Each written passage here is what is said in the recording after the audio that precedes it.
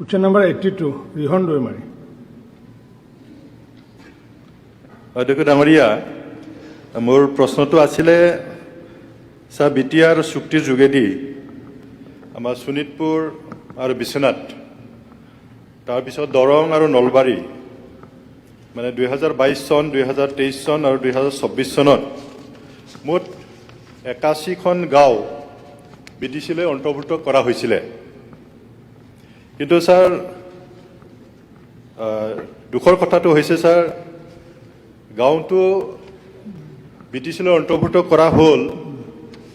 কিন্তু অন্তৰ্ভুক্ত কৰাৰ পিছত সেই গাঁওসমূহত যোৱা 2022 চনৰ পৰা কোনো উন্নয়নমূলক কাম কৰা নহ'ল স্যাৰ শোণিতপুৰ জিলাৰ কিছুমান এৰিয়া পঞ্চায়ত এলেকাৰো আছিলে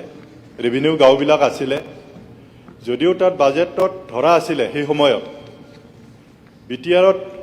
ইনক্লুড হোৱাৰ লগে লগে তাত এইটো বিটিচিত সোমাই গ'ল গতিকে তাত আমি কাম কৰিব নোৱাৰিম বিটিচিয়ে কৰিব ৱেৰেজ আমি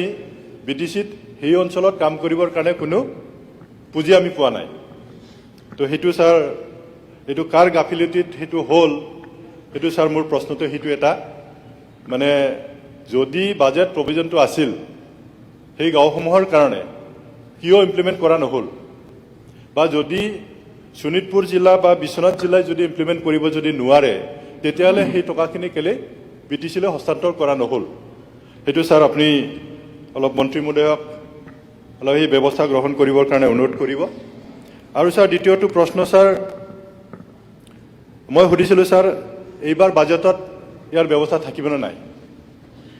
কাৰণ বিটিচিৰ যিখিনি বাজেট প্ৰভিজন থাকিব সেই অঞ্চলৰ কাৰণে যদি বাজেটত যদি আমাক ধাৰ্য যদি নকৰে কেতিয়াও আমি সেই অঞ্চলত আমি উন্নয়নমূলক কাম আমি কৰিব নোৱাৰিম গতিকে মোৰ এটা অনুৰোধ এইবাৰ 26-27 বাজেটত সেই গাঁও অঞ্চলতো যাতে আমি উন্নয়নমূলক কাম কৰিব পাৰোঁ তাৰ কাৰণে বাজেট প্ৰভিজনটো ৰাখিব লাগে আৰু স্যাৰ 3 নম্বৰ প্ৰশ্ন মোৰ স্যাৰ যিহেতু গহপুৰটো আমাৰ ওদালগুৰি জিলাৰ পৰা প্ৰায় 150 কিলোমিটাৰ দূৰত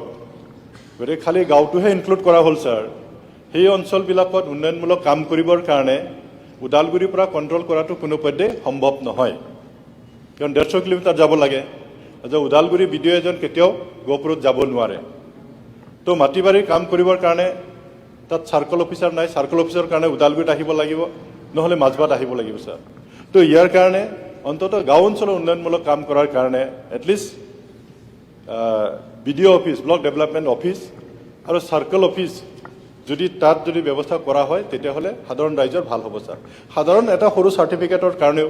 150 কিলোমিটাৰ দূৰত তেওঁলোকে ওদালগুৰিত আহিব লগা হয় গতিকে সেইখিনি ব্যৱস্থা কৰিবৰ কাৰণে মই মাননীয় মন্ত্ৰী মহোদয়ক মই অনুৰোধ কৰিছোঁ কাৰণ সেইকাৰণে মই এই প্ৰশ্নটো জিএডিত উত্থাপন কৰিছিলোঁ কিন্তু প্ৰশ্নটো দিছে আমাৰ বড়োলেণ্ড উন্নয়ন বিভাগত এইটো হস্তান্তৰ কৰিছে গতিকে সেইখিনি প্ৰশ্ন স্যাৰ সেইখিনি ব্যৱস্থা সোনকালে কৰি দিলে অন্ততঃ সেই অঞ্চলৰ মানুহে যথেষ্ট উপকৃত হ'ব কাৰণ 2 বছৰ তেওঁলোকে কোনো চৰকাৰী আঁচনি তেওঁলোকে নাপালে সেই দায়িত্বটো স্যাৰ আমি ল'ব লাগিব নহ'লে সেই অঞ্চল একদম থাকি যাব সেইখিনি স্যাৰ